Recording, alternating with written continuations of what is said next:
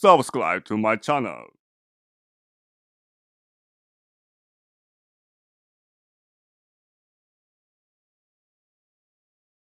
एक समय की बात है जब एक छोटे से परिवार में मधु, सुबोध, उनका बेटा रोहन और भतीजी लता रहते थे।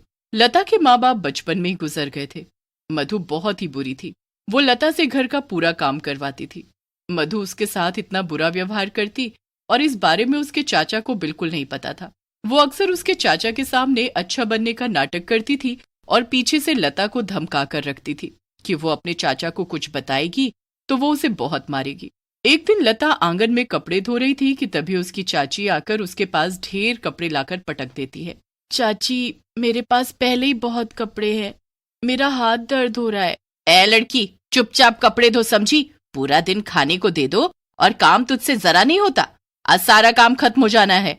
आज मेरे बेटे रोहन का जन्मदिन है, उसके लिए तुझे फिर मेरी रसोई में मदद भी करनी है, समझी? इतना कहकर मधु वहां से चली जाती है।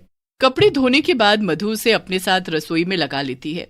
मधु अपने बेटे के जन्मदिन के लिए खीर पूरी बना रही होती है। लता को खीर बड़ी ही पसंद होती है।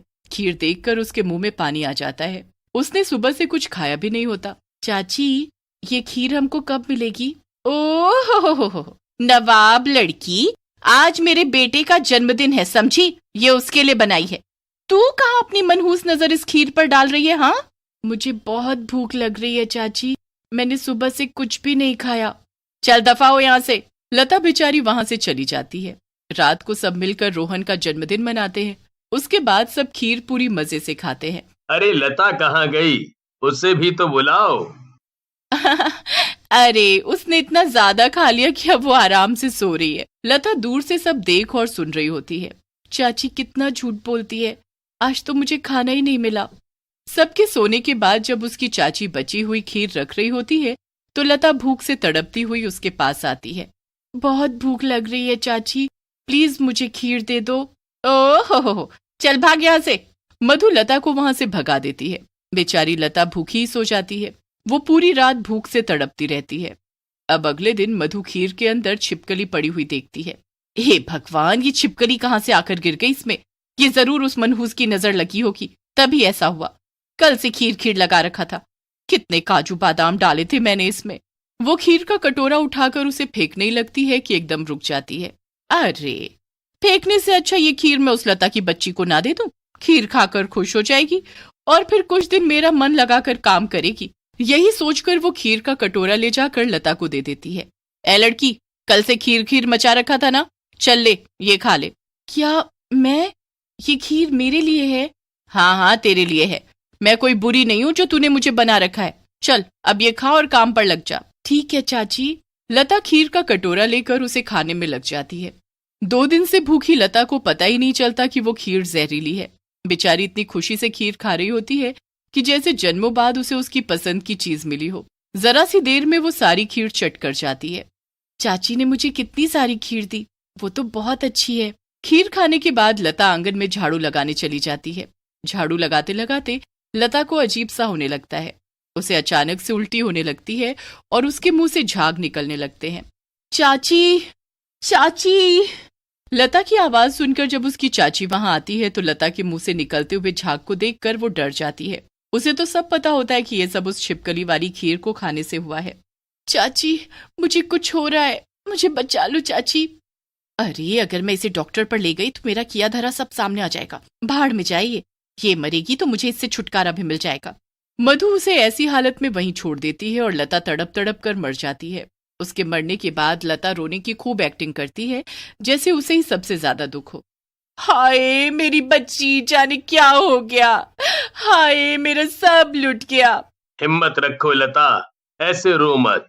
पर समझ नहीं आ रहा कि अचानक लता को हुआ क्या।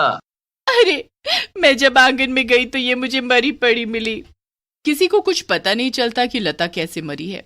मधु अंदर ही अंदर बड़ी खुश होती है कि जो उसने चाहा बिल्कुल वैसा ही हो गया, पर उसे क्या पता था कि उसके किए का दंड उसको जल्द ही मिलने वाला है। कुछ दिन बाद एक रात जब मधु बाहर के कमरे में होती है तो अचानक कमरे में ढेर सारी छिपकली आ जाती है। हे भगवान, ये इतनी सारी छिपकली कहाँ से आ गई? भागो यहाँ से। जैसे तैसे वो छिपकली को भगाती है कि तभी बाहर से एक आवाज आती है।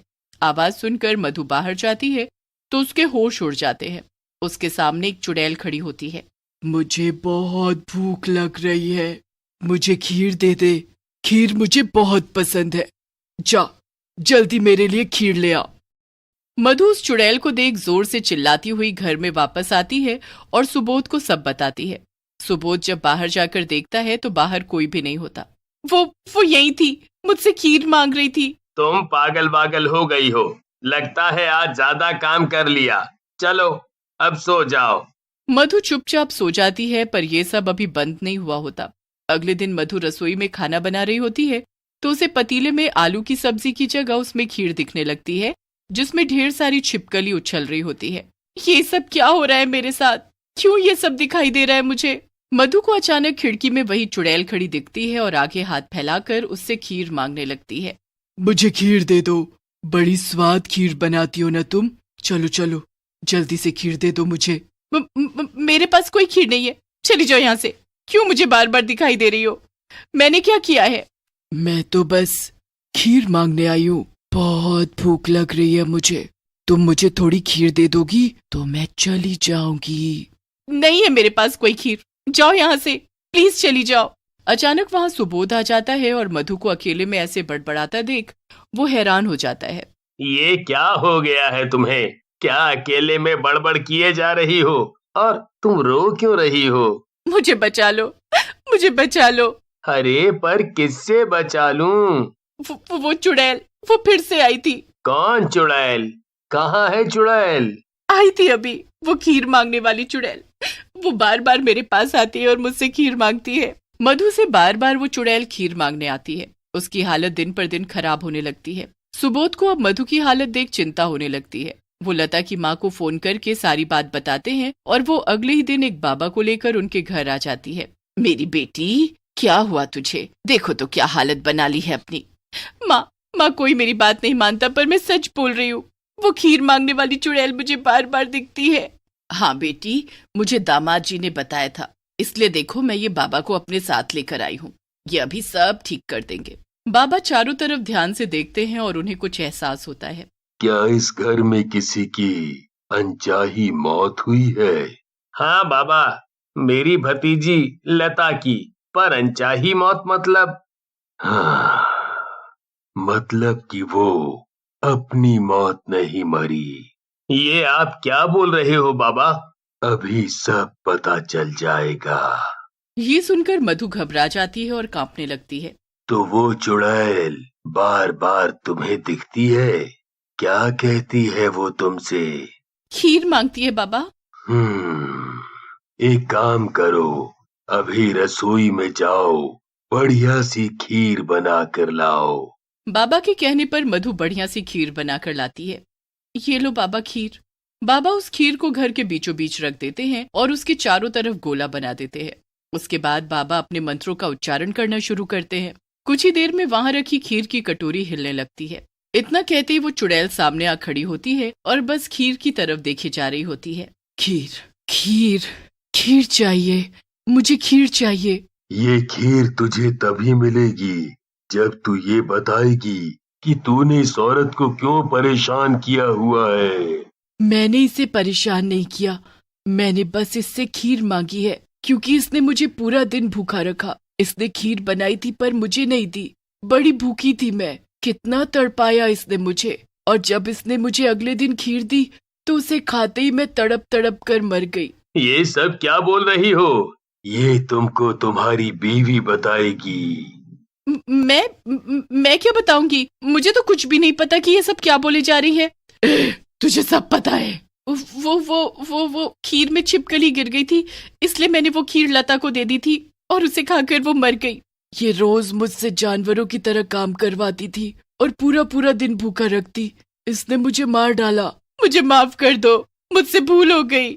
अब तुम्हारी भूल सुधारने का एक ही तरीका है, हर अमावस को तुमको छत पर खीर बनाकर रखनी होगी। अगर तुमने ऐसा नहीं किया तो ये चुड़ैल तुम्हें परेशान करती रहेगी। बाबा उस चुड़ैल को वहां रखी खीर दे देते हैं, जिसे वो बड़ी खुश होकर खाती है। उसके बाद मधु हर अमावस को उसके लिए खीर बनाकर छत पर रखती, जिसे वो खाने आती है। फिर कभी अपनी चाची को वो परेशान नहीं करती।